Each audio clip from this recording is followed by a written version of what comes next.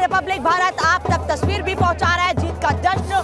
कौन जीता है, कौन हारा है? आम आदमी पार्टी के लिए आज सबसे बड़ा झटका है, क्योंकि उसके कई मंत्री हार गए हैं। वो चेहरे जिन पर आम आदमी पार्टी को भरोसा था कि वो जीतेंगे और उनके नाम पर कई और लोग जीतेंगे, लेकिन जब वो खुद अपनी सीट नहीं बचा सके तो दूसरों को कैसे जीत दिलाते।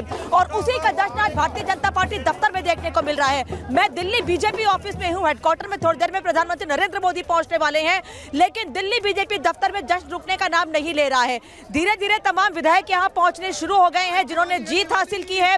वहीं दूसरी ओर थोड़ी देर में प्रवेश वर्मा के पहुंचने की बात भी कही जा रही है, क्योंकि वीरेंद्र सचदेवा से मुलाकात करने के लिए आएंगे। वीरेंद्र सचदेवा इस वक्त दिल्ली बीजेपी दफ्तर के भीतर ही मौजूद हैं और अभी कई विधायकों से मुलाकात कर रहे हैं जिन्होंने आज जीत हासिल की है और भारतीय जनता पार्टी को प्रचंड बहुमत दिलाया है। ये जो बीजेपी के कार्यकर्ता है, मैं उनसे बात तो एक बार तस्वीर दिखा दूं आपको। देखिए, अरविंद केजरीवाल के रूप में एक शख्स यहाँ पर पहुंचे हुए हैं। मैं एक बार उनसे बात करने की कोशिश जरूर करूंगी कि आखिर उन्होंने केजरीवाल का रूप लिया क्यों हुआ है, लेकिन जो बीजेपी के कार्यकर्ता हैं, दिवाली है, दिल्ली में दिवाली है, आज हमारे लिए दिवाली है। आपदा का अंत हुआ, आज हम लोग इतने खुश हैं। बीजेपी के जीतने से हमारा वनवास खत्म हुआ। ये मोदी जी की जीत है, वीरेंद्र सचदेवा जी की जीत है, ये सब हमारी और आपकी जीत है।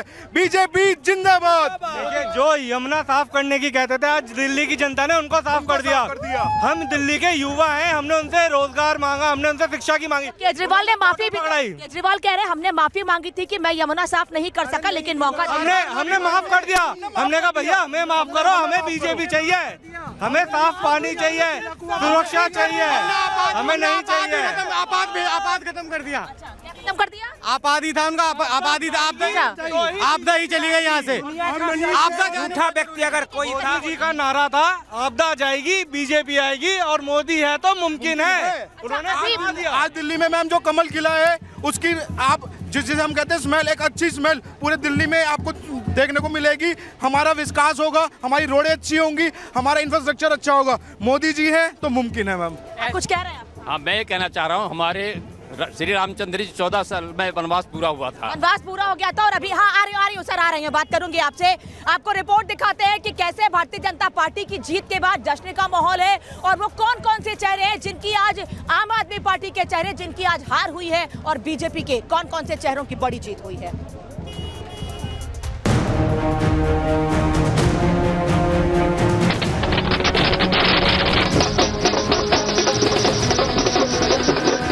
सत्ताईस साल बाद दिल्ली में बीजेपी किंग बन गई है।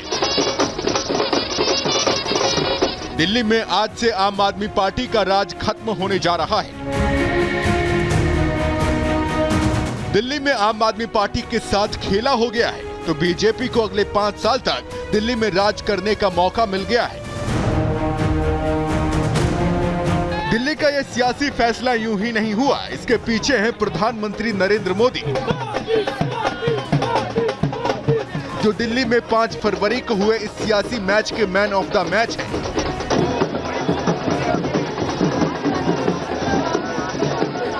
चुनाव के रिजल्ट आने के पहले तक कहा जा रहा था कि दिल्ली में कड़ी टक्कर है, लेकिन ब्रांड मोदी के आगे ना तो कोई टक्कर चली, ना हवा बदली और ना ही कोई रणनीति काम आई। सीधे सीधे कहें तो दिल्ली में केवल मोदी का ही जादू चला। अब हम आपको दिल्ली में बीजेपी को मिली जीत के वो फैक्टर भी बता देते हैं जिससे दिल्ली में बीजेपी का बेड़ा पार हो गया। तो देखिए, बीजेपी के जीत का सबसे बड़ा फैक्टर है आक्रामक चुनावी कैंपेन। प्रधानमंत्री नरेंद्र मोदी ने अपनी हर रैलियों में केजरीवाल पर ताबड़तोड़ हमला बोला, आम आदमी पार्टी को आपदा तक बता दिया। मोदी के बाद गृह मंत्री अमित शाह और यूपी के मुख्यमंत्री योगी आदित्यनाथ ने भी पीएम मोदी की इस लाइन को फॉलो किया और आखिरकार बीजेपी जनता को ये बताने में कामयाब हो गई कि दिल्ली में फिर से आम आदमी पार्टी का सत्ता में आना ठीक आपदा के आने जैसा होगा। तो वहीं बीजेपी की जीत में दूसरा बड़ा फैक्टर है टैक्स में राहत देना। दिल्ली चुनाव से ठीक 4 दिन पहले यानी 1 फरवरी को आए बजट से भी बीजेपी को कहीं न कहीं फायदा मिलने की बात कही जा रही है। दावा किया जा रहा है कि आयकर में 12 लाख रुपए की इनकम पर कोई टैक्स न लगाने से बीजेपी को फायदा मिला, क्योंकि दिल्ली में ज्यादातर लोग नौकरी पेशा वाले हैं और टैक्स में राहत मिलने से उनकी नाराजगी कम हुई और उन्होंने बीजेपी को वोट किया होगा। बीजेपी की जीत में तीसरा बड़ा फैक्टर है महिलाओं को 2500 रुपए देना। इस बार के चुनाव में बीजेपी ने भी रेवड़ी कल्चर अपनाने में संकोच नहीं किया। केजरीवाल ने महिला सम्मान योजना के तहत 2100 रुपए देने का ऐलान किया, तो बीजेपी ने इसके जवाब में महिलाओं को हर महीने 2500 रुपए देने का ऐलान करके पूरी बाजी ही पलट दी। बीजेपी की जीत में चौथा बड़ा फैक्टर यूथ पर मजबूत पकड़ रही। बीजेपी ने यूथ को पूरे चुनाव में साधे रखा। खास तौर पर फर्स्ट टाइम वोटर को लुभाने में बीजेपी कामयाब रही। तो वहीं हार्डकोर हिंदुत्व भी बीजेपी की जीत में बड़ा फैक्टर साबित हुआ। हालांकि इस बार केजरीवाल ने पुजारी ग्रंथियों को 18,000 रुपए देने का ऐलान करके बीजेपी के वोट बैंक में सेंध लगाने की कोशिश की थी, लेकिन दांव उल्टा पड़ गया। ये वो तमाम फैक्टर हैं जो बीजेपी की प्रचंड जीत में सहायक बने और आखिरकार बीजेपी को जीत मिल गई। Bureau report, Republic Bharat.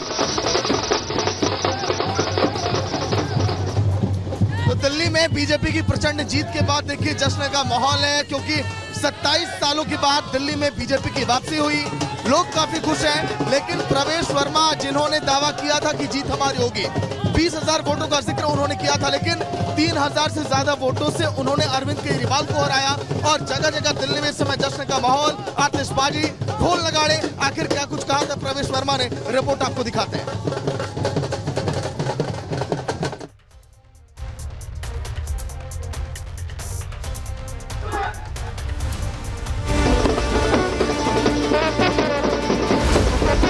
कट्टर बेईमान पापी आपके कन्वीनर अरविंद केजरीवाल की आंखें खोलने का काम जनता ने किया है।